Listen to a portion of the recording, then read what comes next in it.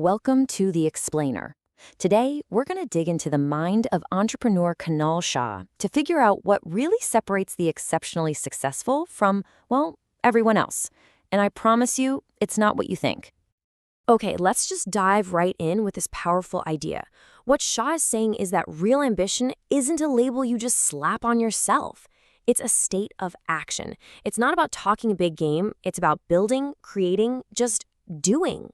This really sets the stage for a completely different way of looking at what makes high achievers tick. So, if real ambition is all about doing, why do so many of us feel stuck? Shah argues that it has nothing to do with a lack of talent. It's a mindset that traps us smack dab in the middle of average. I mean, think about it. From a young age, we're kind of taught to see failure not as a lesson, but as something to be ashamed of.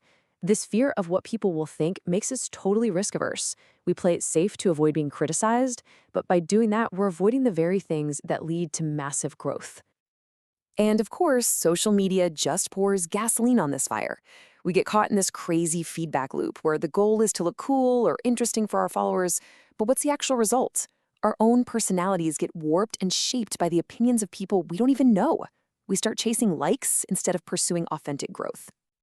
So, if it's not about chasing likes or getting everyone to approve of you, what is the real fuel for the exceptionally successful? This is where Kunal Shah's most counterintuitive and most powerful idea comes into play.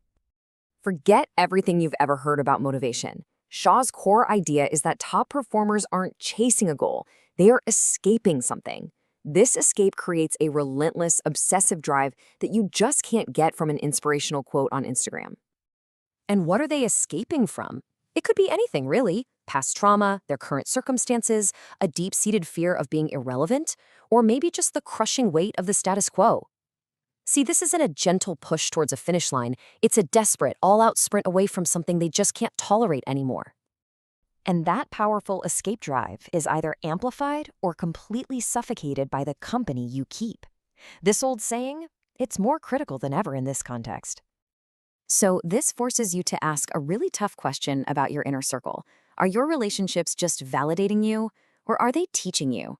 Look, validation feels good. It's comfortable, but it keeps you exactly where you are. It's the relationships that challenge you, the ones that teach you something new, even when it's uncomfortable. Those are the ones that actually fuel your escape. You know, this difference between seeking validation and escaping mediocrity isn't just a mindset. It's almost biological. It really comes down to which part of your brain is in the driver's seat. And the difference is stark. On one side, you have the short-term lizard brain. It's all about that immediate gratification, the likes, the emotional highs, the gossip. On the other side, you've got the long-term neocortex, which is focused on building respect through logic and seeking out actual information. One chases temporary highs, the other builds lasting value.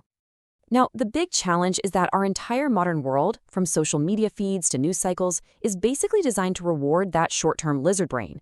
It keeps us hooked on little dopamine hits, which makes the conscious choice to engage our long-term brain a constant uphill battle. So, how do we fight back? How do we deliberately engage that long-term brain and break free from the trap of being average? Well, it requires a mindset that, honestly, many of us find deeply uncomfortable.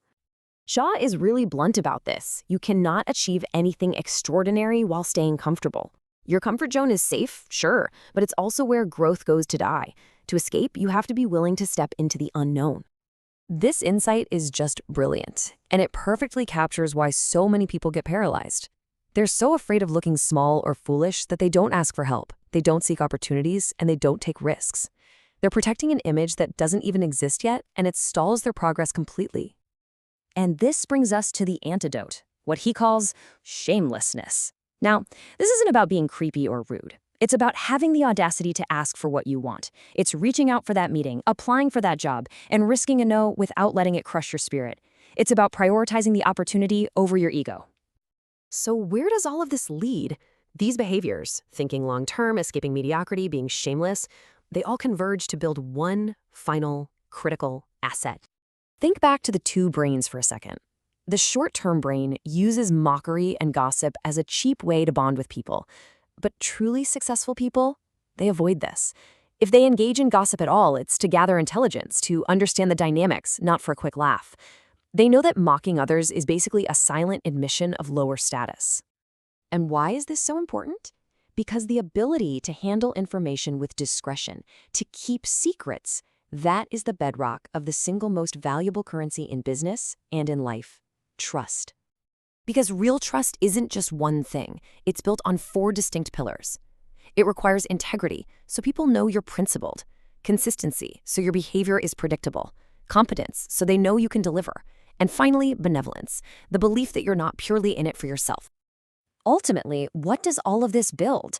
It builds an environment where you feel safe enough to be vulnerable, and that, right there, is the true definition of trust. It's the foundation for every single meaningful relationship and every major success you can think of. And that brings us to the final takeaway.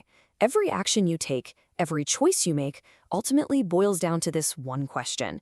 Are you playing the short-term game of earning likes, or are you invested in the long-term, more difficult game of building respect? According to Kunal Shah, the answer to that question will define your entire journey.